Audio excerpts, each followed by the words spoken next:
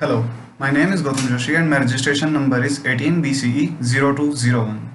And so topic I am going to talk about is education system in India and things need to be improved in it. So education has been a problem in our country and lack of it has been blamed for all sorts of evil for hundreds of years.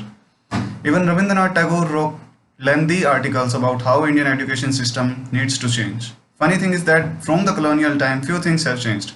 We have established IITs, IIMs, law school, and other institutions of excellence. Students now routinely scores 90% marks, so that even students with 90 plus percentage find it difficult to get into the colleges of their choice. But we do more of that same old stuff.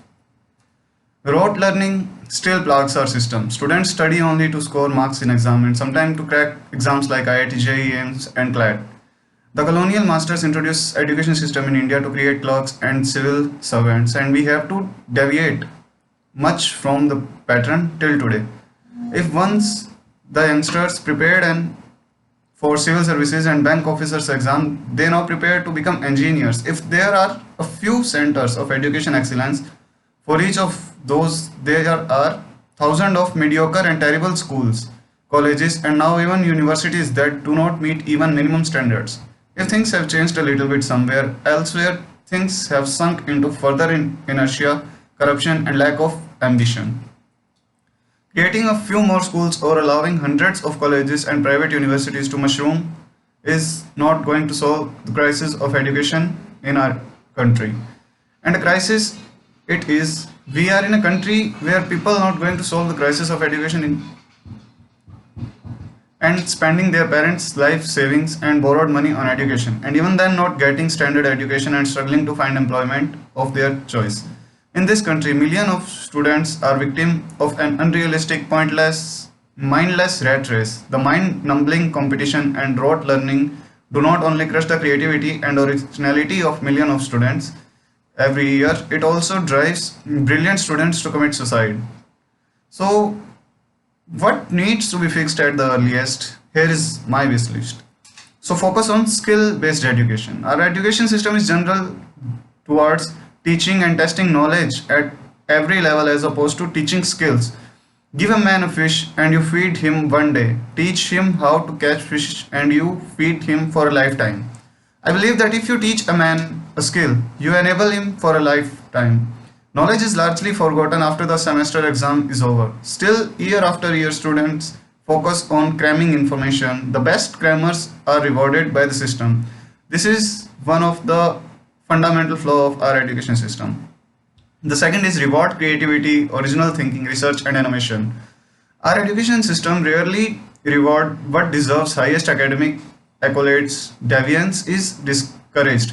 Risk taking is mocked. Our testing and marking system need to be built to recognize original contributions in form of creativity, problem solving, valuable original research and innovation.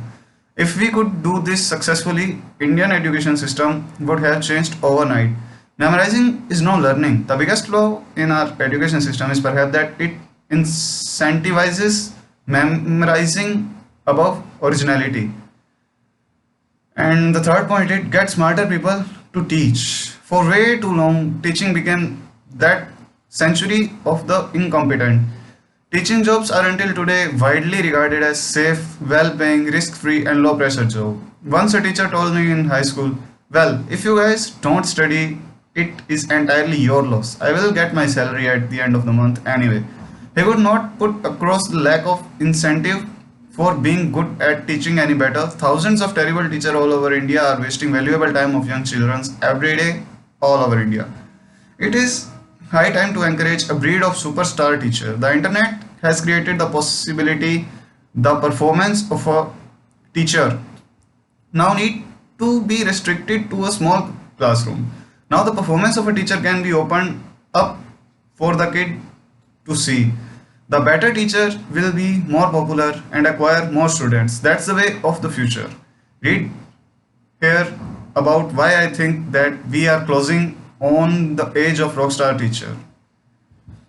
The next point is implementing massive technology infrastructure for education. India needs to embrace internet and technology if it has to teach all of its huge population, the majority of which is located in remote villages. Now that we have computers and internet, it makes sense to invest in technological infrastructure that will make access to knowledge easier than ever. Instead of focusing on outdated model of brick and mortar colleges and university, we need to create educational delivery mechanisms that can actually take the wealth of human knowledge to the masses. The tools of this dissemination will be cheap smartphones, tablets and computers with high-speed internet connection. While all these are becoming more possible than ever become, there is lot of innovation yet to take place in this space. The next point is redefine the purpose of the education system. Our education system is still a colonial education system geared towards generating babes and pen pushers under the newly acquired skin of modernity. We may have the most number of engineers graduate in the world, but that certainly has not translated into much technological innovation here. Rather, we are busy running the call centers of the rest of the world. That is where our engineers' skill ends. The goal of our new education system should be to create entrepreneurs, innovators, artists, scientists, thinkers, and writers who can establish the foundation of a knowledge-based economy rather than the low-quality service provider nation that we are turning into.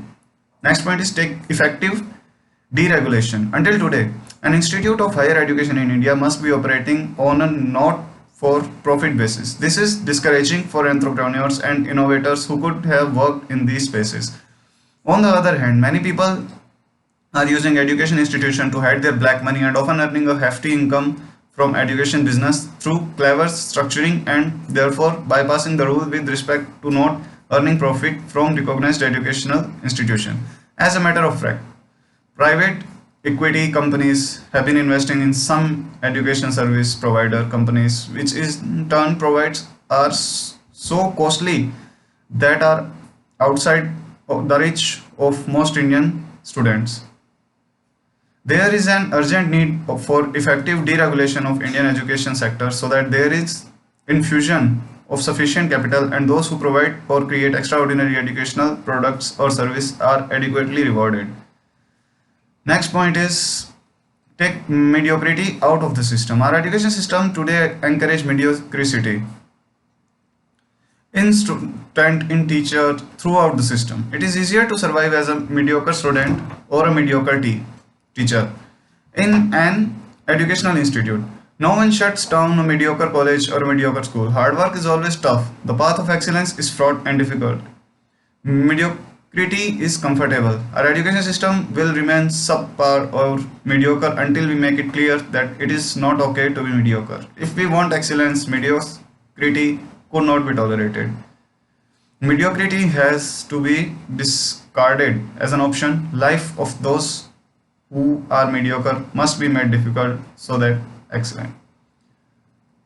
So the next point is allow private capital in education. The government cannot afford to provide higher education to all the people in our country. It is too costly for the government to do so. The central government spends about 4% of budget expenditure on education compared to 40% on defense. Historically, the government just did not have enough money to spend on even opening new schools and universities. Forget overhauling the entire system and investing in technology and innovation related to the education system. Still, until today, at least on paper, only non-profit organizations are allowed to run educational institutions apart from government institutions. Naturally, the good money coming from honest investors who wants to earn from honest but high impact business do not get into education sector. Rather, there are crooks, money launderers and politicians opening private educational institutes which extract money from the education institution through creative structuring. The focus is on marketing rather than innovation or providing great educational services. One of the major examples of this being IIPM. Allowing profit making will encourage serious entrepreneurs, innovators and investors to take interest in the educational sector.